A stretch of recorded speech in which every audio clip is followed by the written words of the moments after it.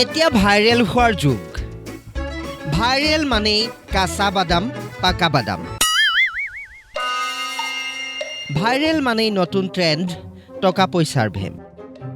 কিন্তু সেই বুলিনো বাৰু নৱম শ্ৰেণীৰ ছমহীয়া পৰীক্ষাৰ অসমীয়া বিষয়ৰ প্ৰশ্নকাকতখনহে ভাইৰেল হ'বলৈ পায়নে আমি গম পাইছোঁ মোৰ এজন ভাতৃপ্ৰতিম সাংবাদিক বন্ধুৱে মোক কৈছে 600260 এই নম্বৰটোৰ পৰা কুৱেশ্যন পেপাৰখন ভাইৰেল হৈছে বুলি গম পাইছোঁ গতিকে এইটোৰ ওপৰত আপোনালোকে এটা ব্যৱস্থা লওক নহ'লে কিন্তু আমি এইবিলাক কামত আজি পৰীক্ষা কেই বজাৰ পৰা অনুষ্ঠিত আজি 9 বজাৰ ঘটনাটো নগাঁৱৰ ৰূপহীহাটৰ আজি আছিল নৱম শ্ৰেণীৰ অসমীয়া বিষয়ৰ পৰীক্ষা কিন্তু প্ৰশ্নকাকত হেনো মোবাইলে উপলব্ধ হৈ গ'ল বুধবাৰৰে পৰা ৰাইজে বিচুৰ্তি খাইছে ৭,০০০ টকা দি প্ৰশ্নকাকতখন ক্ৰয় কৰিছে ৰূপহীহাটৰ কিছু সংখ্যক লোকে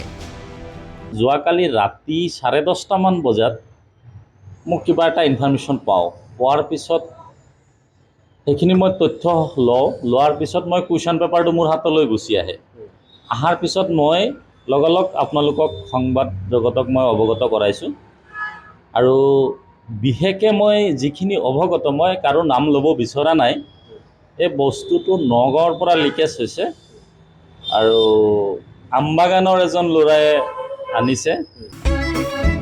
কিন্তু প্ৰশ্নকাকতখন ফাদিল কৰিলে কোনে এখেতে জানে কামটো কৰিছে হেনো প্ৰধান শিক্ষকৰ পুত্ৰ এজনে কাৰ কাম বাৰু এয়া আমাৰ মাজনীয়ে আকৌ অকল ইংৰাজীহে জানে বুলি কোৱা বাইদেউ কেইগৰাকীৰ কাম নহয়তো যদি হয় তেন্তে ফেচবুকত ৰজাল বজাল হ'বই চাগে কাৰণ তেওঁলোকতো এতিয়া ফেচবুকতেই ব্যস্ত ৰূপহীহাটৰ পৰা নেকিবুৰ ৰহমান প্ৰতিদিন টাইম